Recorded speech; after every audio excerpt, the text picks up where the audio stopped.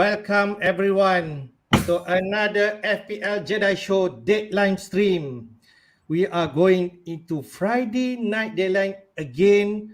My name is Hafiz and I would like to welcome my co-host, definitely Azmin, to the stream.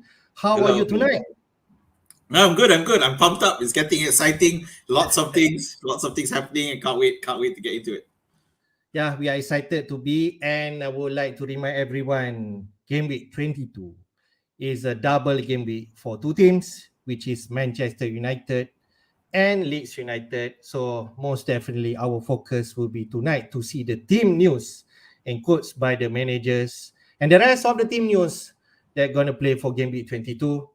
Would like first to welcome to the stream Rakan FPL. As always, he already posted question. So later we run through the question, or maybe we can actually show some question when we run the team news if it's relevant enough for us to answer.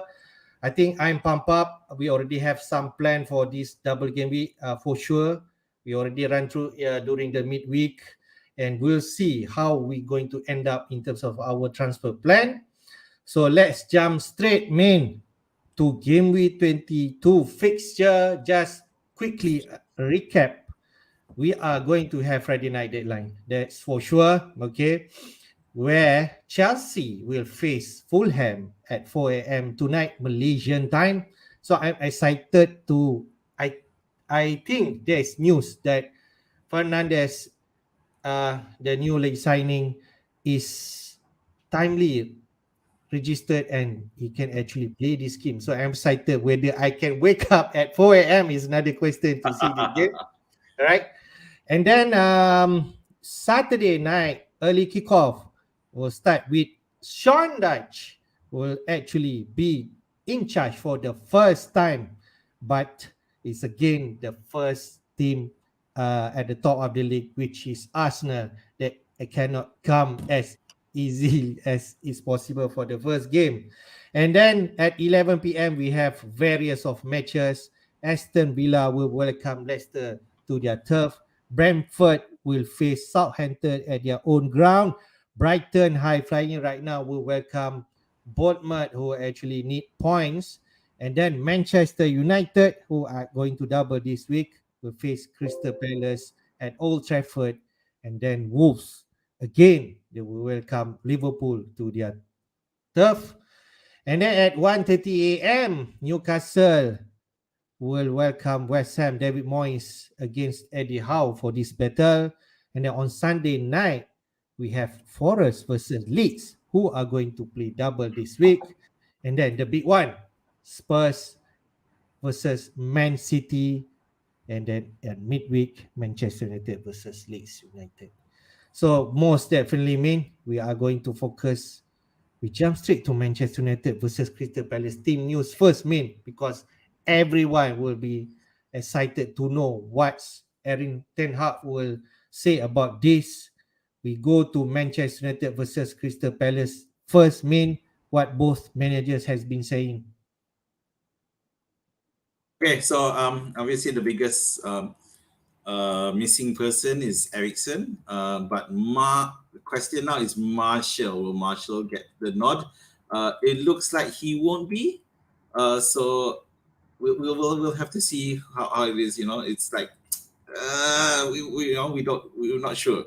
But in other ways, and we can see the prediction is that you got Weghorst there in that. Martial did play midweek, but it's really tough. So if you were going for Manchester United player now, I'm not sure, because Ten Hag might still need to manage Martial's fitness. So, and we've known that even before he got injured that he wasn't playing 90 minutes anyway. And in fact, and as mentioned, Weghorst has already played a 90-minute match this season compared to Martial. But yeah, I mean, a lot of things are going on with Manchester United, really. One thing is we know that Mason Greenwood has apparently been cleared of those charges. Yeah. But of course, it's going to be a while before he comes back because, obviously he hasn't even been training. So with how he trains separately, that's besides the point. Okay, so we've got in this lineup, we got Casemiro and Fred there with Eriksen out, but we also know that Sancho came back as well midweek as well, and apparently the United boss had some glowing words about him. So but I think it's going to take a while. So I think it won't change much. So what you see there is I kind of don't think it'll change from there. So Fernandes, Rashford, Weghorst, Anthony could be between Anthony and Martial, but they will end up sharing minutes anyway. So we do know the biggest one is the Sabitzer, and as Alphonse mentioned midweek that he'll be excited, but I don't think he'll see the lineup yet. Yeah, but he should see some time in this game week with his Palace or Leeds or both. Yeah. Okay. You can see they also did mention about Diogo Dalot has returned to training, but he might not ready yet for this game. Wan-Bissaka can still continue on the right side. Yeah. So obviously, So the only thing is that right now I think we got most of us have Rashford and Shaw, and I mean Shaw is already a fixture. So if you already have Shaw, I don't think it's likely that you'll go for a third defender. You're probably looking for an attacker instead. So Palace, so Zaha is still out, and that might be why people might want to look at having two defenders. But the thing is, the potential for attack is for Manchester United is just too strong to resist. But that's really the only it's the biggest problem that Crystal Palace have. But anyone else, no one really defects except for Anderson, the centre back. So Anderson's still out, but Chris Richards has been quite decent in Anderson's absence. So, but Manchester United is just going to be too much for them. And I don't see Guaita performing the heroics he did last week. All right. Okay. Just another note. I think before this, Luke Shaw has been reported illness. But I think during the EFL Cup, during midweek, he actually starts. So we should not concern in terms of Shaw availability. It should start, and the predicted lineup showed it. So it should be good. You just need to decide which three, the popular one right now: Shaw, Rashford, and Bruno Fernandes. Okay. Later we share the traffic for transfer game week 22. But the rest could actually be differentiable if, let's say, you would like to share maybe the likes of Martinez, Casemiro, or even Weghorst if you're comfortable with it. But Weghorst could share minutes with Martial. Martinez may be more secure and Casemiro, but we know the attacking output will come from this Bruno and Rashford especially. Okay. Yep. All right. I think that's pretty much about Manchester United and Crystal Palace. Let's go to the next one, which is kickoff tonight, which is Chelsea against Fulham. So what's the latest news from Graham Potter and Marco Silva? Obviously, there's the excitement about having this Argentina superstar Enzo Fernandez, World Cup winner, playing. But apparently, based on what Graham Potter said, he may not have his permit yet. He doesn't have the clearance yet to play. I don't know. It seems like he's being sneaky, so he may very well have it. But but in terms of the lineup, because there's quite a few number of returnees, I think people will be excited to have both Chilwell and James back. If you remember, they were such a crucial part of Chelsea's success just not too long ago, a couple seasons back when Chilwell was able to stay fit. But of course, because they only just back in the squad, and Graham Potter specifically said not 90 minutes, so we'll definitely see. And whether or not that means start and get subbed off early or comes in as a substitute, I don't know. Either way, it's risky and not really something to want to look at bringing in now, especially when two things: United have a double week, and Fulham are above Chelsea anyway. Yeah, correct. So it's mainly about who you're keeping, and I don't think we have much. But on the Fulham side, so we have everyone's pretty much fit. Everyone, and Mitrovic and Pereira, who are the people most have in the squad, they are fit. So it's just question as to who do you start, and because is Pereira going to end up in the bench again? And I'm a bit reluctant to leave him on the bench because Chelsea haven't shown enough solidity for me. Of course, they did keep a clean sheet last couple of times, but Fulham are quite a decent, strong attacking unit. So I hope Marco Silva is reporting no injury, don't last minute do not play Mitrovic or any one of those. Okay, but Silva has did that before. Okay, so we'll see how it goes. Interesting match. It's actually another London derby, so it's going to be exciting. So let's go to the next team, which is Everton versus Arsenal that we mentioned. First time Sonja will be in charge for Everton, and then a lot of traffic also for Arsenal players. So what's the latest news?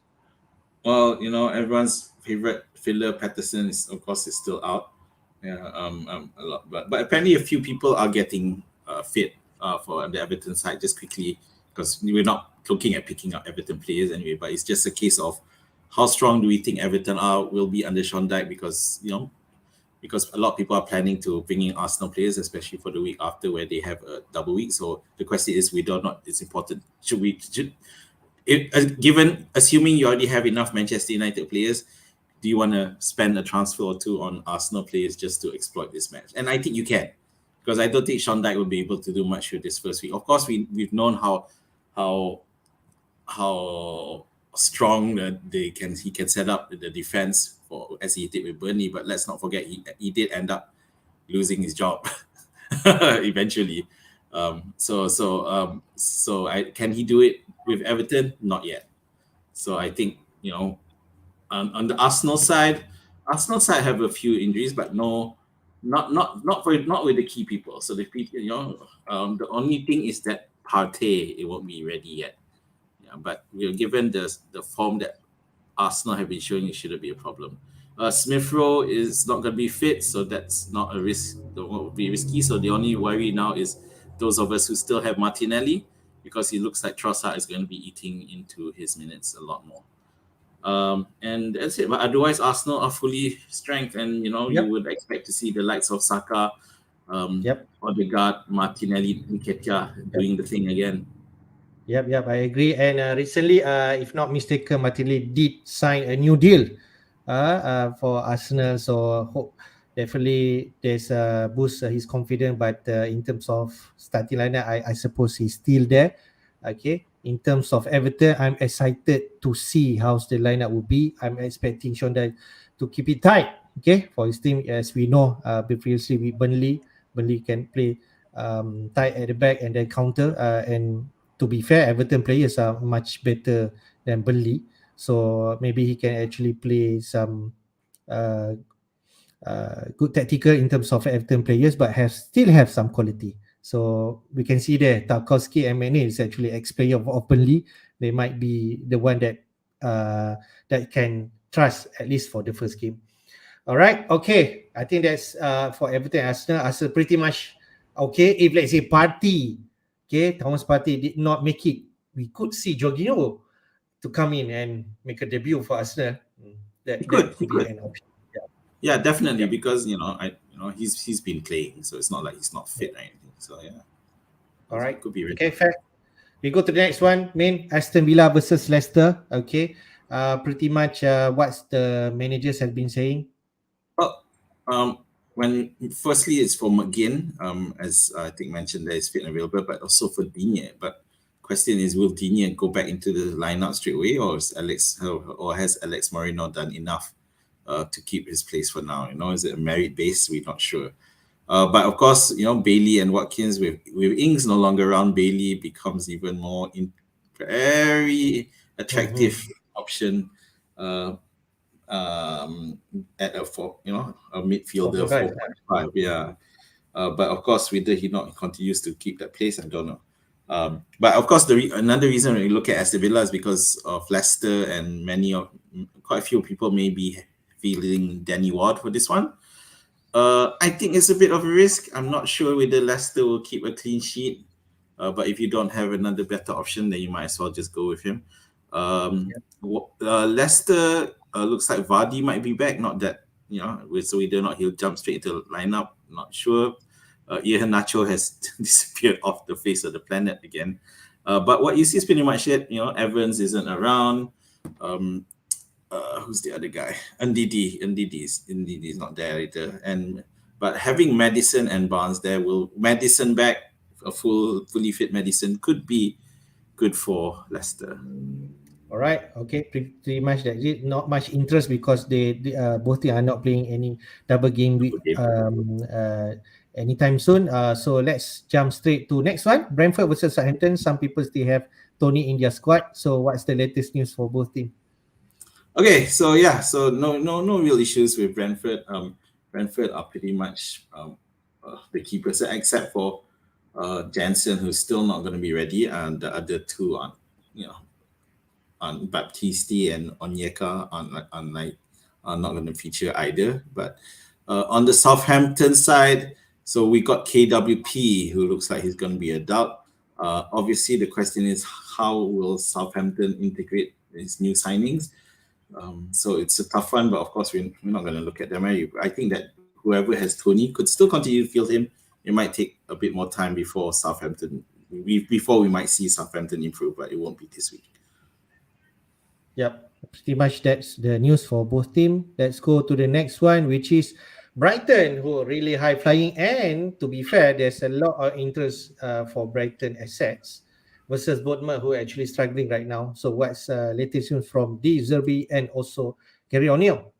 So the funny thing with Brighton is, of course, because they're just looking so good right now, but in the face of the Manchester United double, it's so hard for us to consider picking them in. But against Bournemouth, who knows, they might score as well as a double gamer might. Mitoma is looking really hot at the moment. But you have Welbeck there, but it's Ferguson might be, but apparently he still won't make it. Yeah, he said could make a swift recovery, but I don't think he's going to make it for this game. They might as well keep it safe. On Bournemouth side, O'Neill's starting to get really.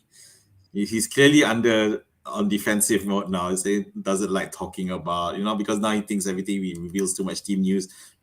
His opponents are going to exploit it, but it doesn't matter. I think they've gone. Yeah, so Brighton is going to run them over. If not mistaken, before Gary O'Neill signed as the new manager, or because before this is being caretaker from Scott Parker, Bournemouth had been performing well. It's up there somewhere, and then now they are 18th place, so really on bad form right now, and they could actually face much more trouble if they say they did not improve. Where Everton going to have new manager right now, and Nathan Jones says at least trying to make a better play for Southampton. Okay. Yeah, that's good. Yeah, that's right. I just want to quickly touch on Brighton in the press conference. He did mention that Tariq Lamptey will play, and that's why you see him there in the starting lineup. Okay. The other problem, of course, is McAllister got his 5th yellow card. Yep. So not everyone is past it, and of course the question of Moises Casido, will he be, in the right mind to play? Yeah, but I think he will. I think they're not an issue there, and I think with McAllister or 5th, they not exactly have a lot of choice now. But at the same time, I just wanted to highlight Estupian, who is looking good right now. So if you don't have any space in the midfield and attack, which you might, because you're trying to squeeze in your Manchester United, Arsenal, and maybe City as well, then maybe Estupian you might want to consider instead. Okay, I like that. So let's go to the next game, which is your team, Wolves versus Liverpool. What's the latest news from both teams? So Wolves, we won't see that many changes yet. I think it'll take a while for those new acquisitions, but to be fair, Wolves have not been playing that badly either, and they should be a proven challenge against Liverpool. So we got Neto just coming back, but of course not in the next this next match anyway. But on the Liverpool side, so I don't know how many of you still hang on to Salah.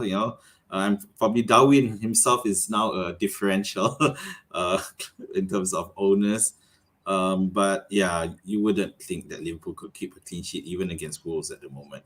So that's nice to hear that Jota is returning to training, but yeah, that's only next week. So the problem is that apparently Elliott did well in the last match, impressed, and as a result, the predictions are that Darwin won't start. So I just don't think, because he only played because previously he was injured and he played 17 minutes or something in the last game week. So I'm obviously maybe I'm a bit biased because I do have Darwin myself, but Yep, I do think that's right. Klopp can't afford to leave him on the bench Okay. because just one Right. impressive performance by Elliot, I don't think that's going to be enough. Okay. So you expect Nunes will start this game. Okay. So most probably that could be the case because, to be fair, Liverpool also in the same opposition of Chelsea. We need points, so definitely we want to play the best players as much as possible. That's right. All right. Okay, let's go to next one, which is Newcastle. High flying now. Newcastle at 4th place. Let me check. 3rd place. Okay, and against West Ham United at 16th place. Okay, different fortune for both manager. What the latest news from both teams? Okay, so the biggest news as we knew in midweek was of course the Bruno G getting 3-match ban. So that definitely rules him out of this match. So but I do think even without Guimaraes, we've seen them play without Guimaraes, because of injury, and I think they can do well as well. So Isaac looks like he's going to be out as well. So that means Wilson's starting spot is secure. So the biggest question now is, where is Saint Maximin going to play? He just might, because he did well in the midweek. So and because there's no Guimaraes, we could see the most theories coming out say that Joelinton will probably go back a bit and and fill in that midfield gap, which means that Asam is going to be given a start. And I think there's enough reason to think that he would. But at the same time, Newcastle's midfield is starting to look a bit more crowded because we've got Anthony Gordon now. But I don't think he'll definitely see some minutes. But I don't think he'll start this one. Yep. How about West Ham? Danny Ings. Okay. Okay, pretty much. West Ham, yeah. So Ings is doing what he does best and gets self injured just when they start to look good. So other than that, yeah, Skamaka, of course, is still out. Cornet, he's that Burnley guy is starting to look like a forgotten guy. But of course, not having Zuma is not good, and I think Newcastle will win this one.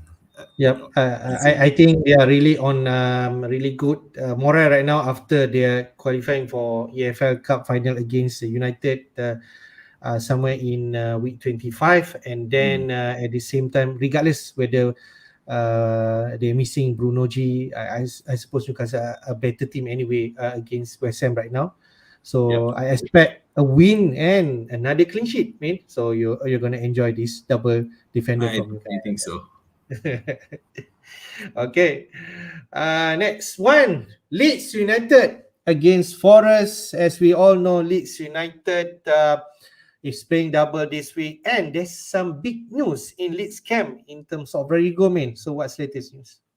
Okay, so on the Forest side, apparently MG, the biggest problem is that Gibbs White is going to be out for a while. We're not sure how much yet, but that's going to affect, right? That is going to affect because you've got two of arguably Nottingham's Forest best players out, which is Dean Henderson as well as Gibbs White. So now the question is Navas going to start? Though all signs point that he will start, but I don't think there's enough quality around him to keep Leeds out. But at the same time, Leeds themselves have been rocked, which we briefly alluded to during midweek, that Rodrigo looks like he could be out, and as was rumored in the forums, and he certainly was. So that's where the problem is, even though you got Forest missing a few key players, but then Leeds having setbacks themselves. So I'll just quickly check on the Leeds side. So other than Rodrigo, so the question is, there's a few of whether or not some of the signings will come in, but again, I don't think so. So I think a lot of people are considering Nonto. So yeah, Nonto should fit, but could he fit to play with Brentford or behind Brentford? We're not sure. Brentford looks like he can play, but he's really not a good pick for us right now. No one would be confident of picking him because we're worried he might get injured. So Nonto. So you have to make that decision there. But the thing is, it's really for this match alone. So I don't think it's sufficient. I mean, on my personal note, I don't see a need to bring in a Leeds player based on one match against Forest away. Yep. To be fair, actually, I just got no. Forest did sign another signing. Android, so there's a lot of signing from Forest. I've lost track of Forest. And after I'm checking all, actually, Andre Ayew was a free agent. So yeah, okay. So then no issue of capturing that player. But there's a lot of option for Steve Cooper. I think he also have the same headache in terms of which player is going to play. But he definitely have the option which one. Okay. Next one. I think the last one. The big news from both teams, Spurs and Man City. I know that Antonio Conte already is out because he's going for surgery. Talking about Yeah, managers. apparently his gallbladder is giving Yeah. issues. So what the latest news mean? Yeah. Yeah, well, apparently Richarlison might be available. He's been training, but and no further setbacks other than just recoveries by Richarlison. Lucas Moura could be returned as well, so I guess it impacts on the minutes. But having said that, the biggest loss for Spurs is Conte. So we know that Spurs have been always, in recent seasons have caused City a lot of issues. But on the City side, so this is of interest considering that people are also considering them for the next following game week where they will double. So Foden looks like he's recovering, but I don't think he'll see the starting lineup. But it does mean it's risky in coming when the double game week comes around. But we knew that with Manchester City, especially this one being a tough match, which I would think is a tough match. So if Grealish or Mahrez don't perform, then you have to wonder, are they going to keep their space? We don't know. Other than that, the biggest one is John Stones, of course. John Stones being out because he got injured in the FA Cup. So you might see Laporte getting a recall, although supposedly Laporte hasn't been happy about not getting minutes. So I don't know. Always mental. Okay. Same situation like Cancelo. All right. Yeah, So, exactly. but anyway, with this John Stones news that he'll be out for quite some time, I guess whoever has him, you need to make replacement. Although you might already bring him in game week 20, but looks like he'll be out for quite some time, and maybe Akanji could be secure in terms of more minutes, but there'll be Kyle Walker, there'll be Gomez right on the left wing. So that's pretty much a lot of option for Pep. So you just never know. But I feel Akanji and Ake minutes are much secure after Cancelo loan to Bayern Munich. So that's pretty much on Man City. All right. So I think we already ran through all the team news. So let's go to the traffic right now. No surprise. Okay, I just snapshot this before coming into the stream. No surprise. The top 5 transfer especially. Okay, the top one is actually Bruno Fernandes. Okay, with almost 900,000 managers has decided to bring him in. This coincides with Manchester United double this week. Oh, actually, the top 3 is actually Manchester United players. Okay, Luke Shaw, the second one, 682,000. Okay, and then Rashford. There are some managers who he still not has Rashford yet, so 583,000. Okay, manager has bring him in. This actually could be in the same boat like you. Okay, as managers who still have not Rashford. Next fourth one, Mitoma. Okay, regardless whether Brighton blank in game week 25 so on, the picture is so good. Then Mitoma at 5 million, easy replacement for the likes of Almiron. Okay, so Mitoma 580,000 managers have bring him in, and no surprise also in Nketiah at 5th place with 503,000 has bring him in. In terms of transfer out, okay, also no surprise. Joao Cancelo, who actually loaned out to Bayern Munich, almost 1.2 million managers, including myself, okay, will bring him out from the team. Okay, clearly he will not be anytime soon to play in Man City team. Then Almiron, okay, second one. To be fair, his form is not good, and in terms of his attacking number also has been reducing after World Cup coming. and then 624,000 has bring him out. Martinelli, another one. Surprise, I'm not sure. Okay, but in terms of form, he's not been performing. But Arsenal will double next week. So maybe they replace with the likes of Odegaard or maybe Saka. Mitrovic, maybe for Nketiah could be the one. 462,000 managers have bring him out, and KDB. Maybe for Mahrez or even Bruno, the likes to likes a replacement. So what you can make of this transfer, man? Well, the biggest thing is selling Martinelli. I just find it hard. Obviously I guess the main risk is with Trossard lah, but I don't think that's a strong enough reason to get rid of Martinelli now.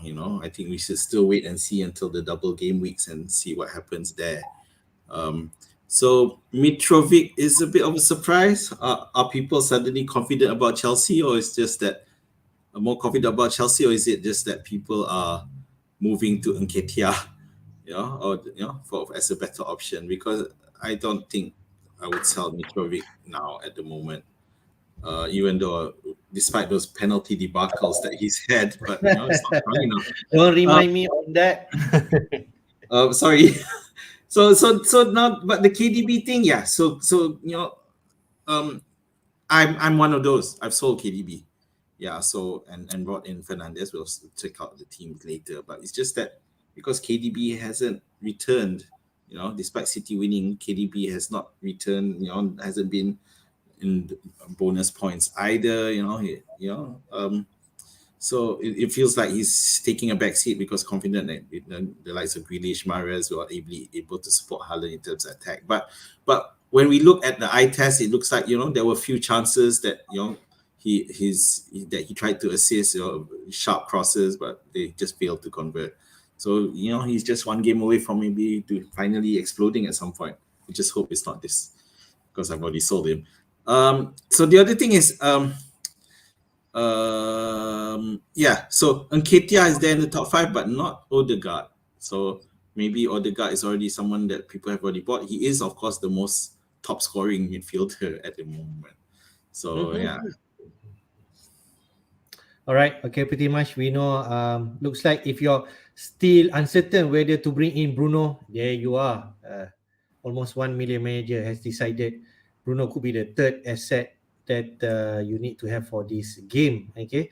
But I also do see some teams who has De Gea, okay, or maybe Martial. So there's some reason that you cannot do. You need to take some hit to do that. So I'm not too sure in that kind of situation. Maybe you just hold what you have. But in terms of Martial, maybe you can move him. But if you have De Gea, then pretty much you already have 3 Manchester United. So you just stick with it. That's what I believe lah. Okay. Okay. Just to summarize in terms of suspension, Azmin did mention, just to recap back, Casemiro has returned from his suspension, so he's free to play this week. Okay. Bruno G will be suspended 3 matches, like Azmin mentioned, but he will play on the EFL Cup final. Just nice. Okay. And then João Felix, the last game, he needs to serve his 3-match ban. After that, only he will return back to the team. Okay.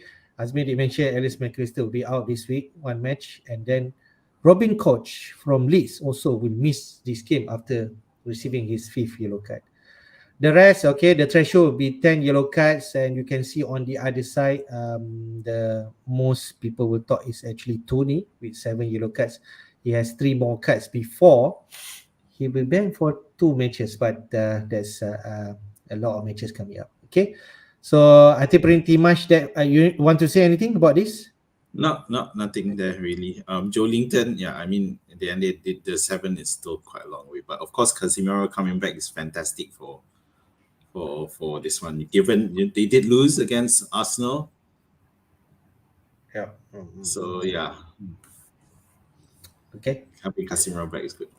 Yep, definitely. But Casemiro return, but Eriksen will be out for quite some time. So okay, that's pretty much how. Yeah, but I think that Casemiro is important than Eriksen for in that defensive aspect. All right. Okay. I think we already ran through all, Min. So now we go to our team. Maybe I go to my team first, Min. Okay. Yep. Okay. So I pretty much already made my move. Okay. Money is not an issue anymore. We Cancelo 7 million. To be frank, Min, if we think about it again, the Where's your premium team? defender. Where's your team? I don't see it. Oh, okay, sorry. Pretty much before I go to my team, guy. Pretty much the Okay. premium defender is not producing at this point. Even Cancelo has out. We already know Trent and Robertson is no longer an option at this point, at least. But the Cancelo, another one that hit. And now we have plenty of money in terms of defense. You can just go cheap, right? So until Reece James is so-called fit enough to return and play regular game, but until then, there's pretty much you go cheap. You can go Arsenal, even Man City asset defender, you can go cheap. So I think let's go to my team. Okay, this is my team. I already made 3 transfers supposedly. Okay, so I have Kepa in goal. I'll play him against Fulham at home. Trippier at home, and you can see there Gabriel has come in replacing Cancelo. Why I did make Gabriel move? I contemplating whether I want Arsenal defense or Man City defense. In terms of Man City, as much as Cancelo has moved and maybe Ake or Akanji in terms of meaning as more secure, but you never know, right? With Man City defense, and to be frank, in terms of Arsenal assets, long term, we know Arsenal will play in game week 25. We don't need to worry. In game week 28, people do mention that the big blank game week will happen. Arsenal will play that game. So, in terms of defense, I want a permanent defense that I can play week in, week out. Then I feel I need to have Arsenal defense. And I'll pick Gabriel in terms of minutes and also attacking stats. He's actually number 1. Okay. I take this opportunity not to go to White. White still decent option. You save some money there, 4.7. But like I mentioned, money is not an issue right now. And White could should not face any issue in terms of Tomohiro Tomiyasu coming back. His feet, but you just never know, right? 1 or 2 games he might be out. But in terms of Gabriel or Saliba, okay, you could actually in terms of minutes, but I go for Gabriel. And then Shaw will play 2 games, Crystal Palace and Leeds United, so he's there. KDB, I stick with him. Okay, Rashford play 2 games, and then Bruno Fernandes came in for Almiron. Okay, and I stick with Martinelli. Mitrovic there, Haaland, and you can see there Nketiah, where I actually take out Kane, so I can fund Bruno Fernandes move. So I made 3 move: Cancelo, Almiron, and also Kane out for Gabriel, Bruno Fernandes, and Nketiah. So I have 3 Arsenal players already, and coincide with next week double game week 23. So for my bench, White, Andreas, Bueno there, and Patterson, we are still not fit, so we'll see. And the other one, I mean, you can clearly see there, I am activating my triple captain cheat for this week on Rashford. So that's pretty much, I'm certain I'm in terms of my cheat for this week. So any comment, man?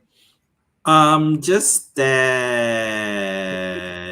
So you got 3 Arsenal players and 3 Manchester United players. Yep. So I want to max Man United player this week. I totally agree with you going Gabriel over White. I don't think it's that important to keep money because when people like Salah are no longer a main option, and you don't, you have a bit more funds to play around with.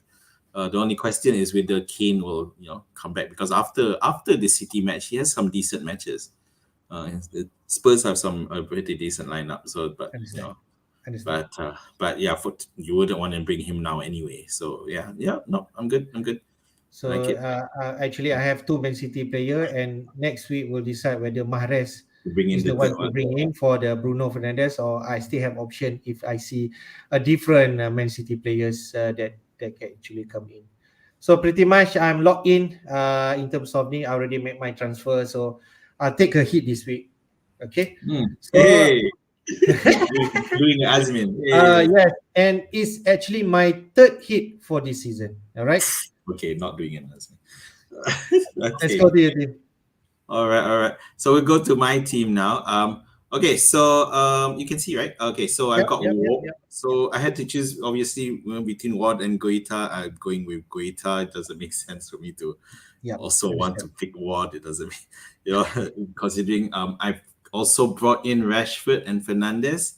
So I have sold KDB and Sterling, if you remember, I still had Sterling. So I pretty much bought in KDB and Fernandes and Rashford, and I'm triple captaining Rashford. So yeah, the only difference between a lot of other teams is that I don't have Shaw. So I'm keeping with my Trippier, Shah, Newcastle, formidable clean sheet gang. I've got Robertson. Of course, I don't expect clean sheet, but hopefully I can get a attacking return, or hopefully. We'll see. Almiron is still there, and honestly, I am considering dumping Almiron for Odegaard.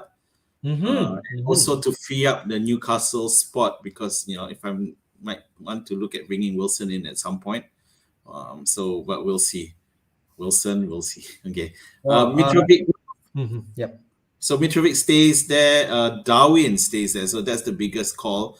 I've kept Darwin all this while. I'm one of the few, and he continues there, and of course Haaland. I do have a dilemma, in terms of the bench, is whether or not I want to actually stick Andreas in. So the question is, if I sell Almiron for Odegaard, then I just can't see myself putting. I have no way to put in Andreas in unless I bench Mitrovic. So it is about that, isn't it? But if I didn't sell Almiron, then I may bench Almiron for Andreas. We'll see. Is it? But home against West Ham, so okay. Yeah. If you bring Odegaard in, it will be for a hit, right? Yes. So currently I had 2 free transfers and I've used them. I'm still I'm tempted to do that if I were you. Okay, Odegaard could be a better option. I'll be wrong, but you take a hit, but it's for a long term.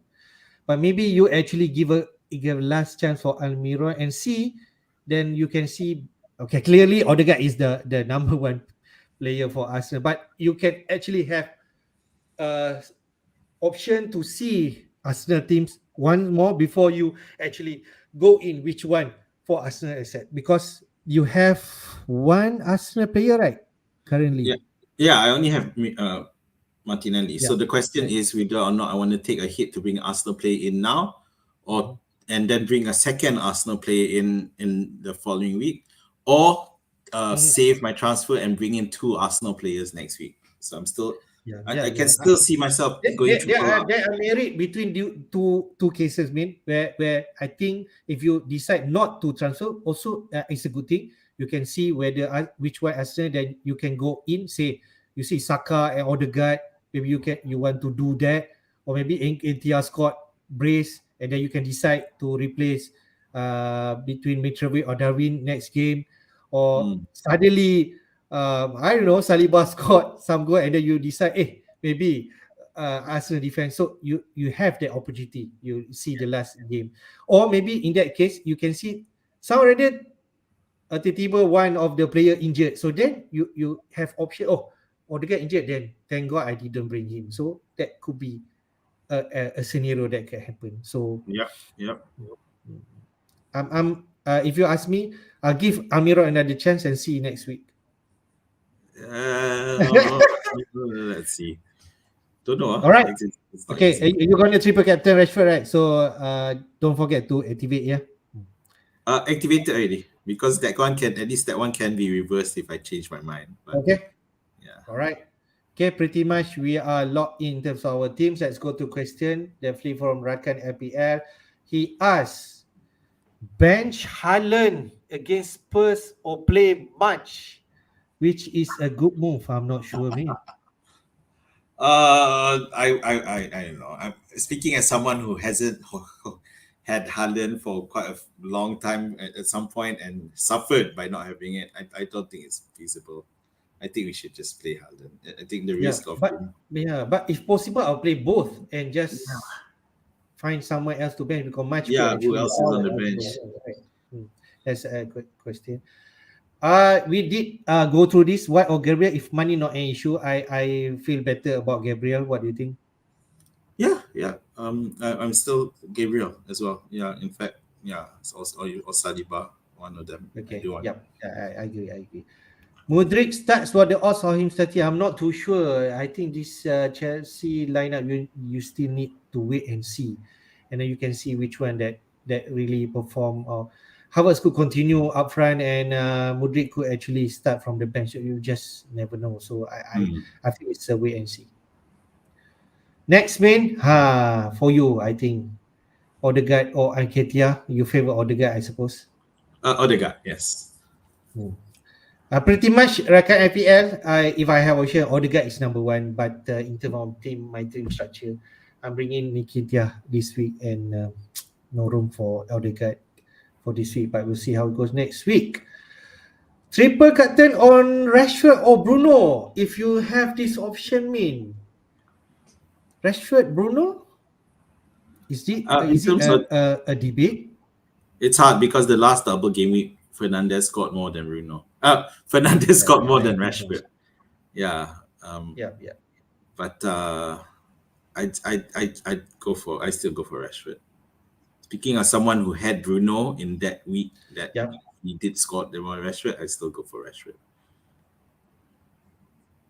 Yeah, pretty much Rashford also can be able to provide assists. He already provided coming from the bench and produced 2 assists for the 2 goals against Forest in midweek. So Rashford can actually produce goal or even assist, so he has potential a lot of goal involvement.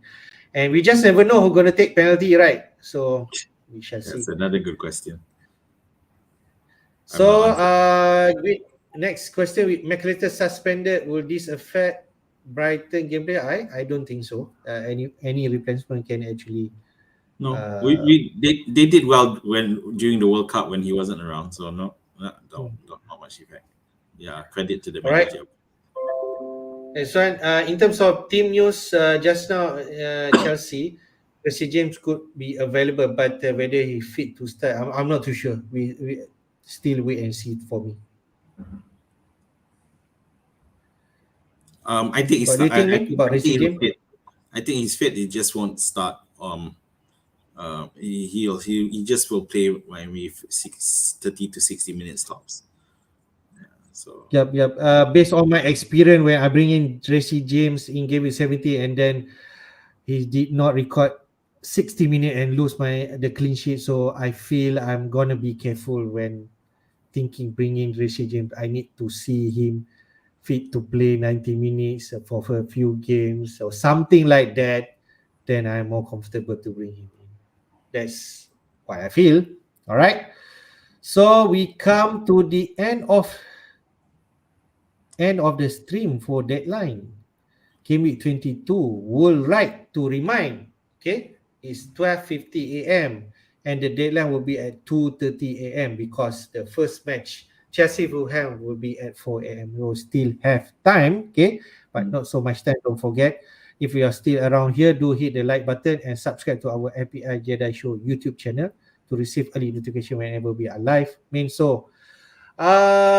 Okay, your last word, what we can sum up for game week 22, man? Triple captain Rashford, that's it. Yeah, pretty much. I think we both agreed that triple captainship we should activate this week, and pretty much my feeling is good when doing this. So that's the most important thing.